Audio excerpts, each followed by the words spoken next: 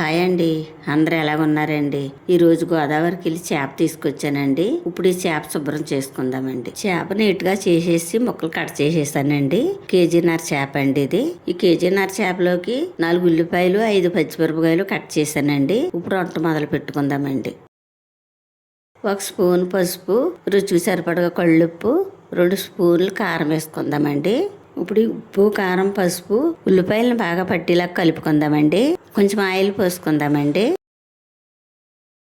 కలిపేసానండి. ఇప్పుడు కట్ చేసిన చేప ముక్కలు వేసుకుందామండి. ఇప్పుడు ఉప్పు, కారం, పసుపు చేప ముక్కలను బాగా పట్టేలా కలుపుకుందామండి. పెద్ద నిమ్మకాయ సైజు చింతపండు తీసానండి. ఇప్పుడు చింతపండు నానబెట్టుకుందామండి. చింతపండు పులుపు వేసుకుందామండి. చేపల కూరలో వేయవలసినవన్నీ వేసేసానండి. ఇప్పుడు పొయ్యి మీద పెట్టుకుని చేపల కూర మగ్గి లోపల మసాలాలు రెడీ చేసుకుందామండి. చేపల కూరలో ఎల్లుల్లిపాయ జీలకర్ర వేసుకుంటే బాగుంటుందండి. ఇప్పుడు ఎల్లుల్లిపాయ జీలకర్ర పేస్ట్ చేసుకుందామండి. ఎల్లుల్లిపాయ జీలకర్ర పేస్ట్ చేసేసానండి. ఇప్పుడు చేపల కూర ఎంతవరకు వచ్చిందో చూసి మసాలాలు వేసుకుందామండి. చేపల కూర చక్కగా మగ్గిందండి. మసాలాలు వేసుకుందారండి. కొంచెం కొత్తిమీర వేసుకుందామండి. మసాలా వేసాం కదండి, 10 నిమిషాలు మగ్గనిద్దామండి.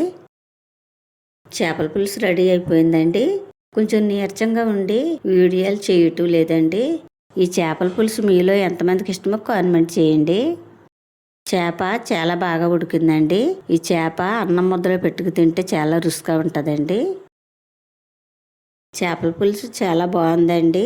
చాలా రుచిగా ఉందండి. మా వీడియో కనుక నచ్చితే లైక్ చేయండి. మరో వంటలో మళ్ళీ కలుసుకుందాం. Bye bye.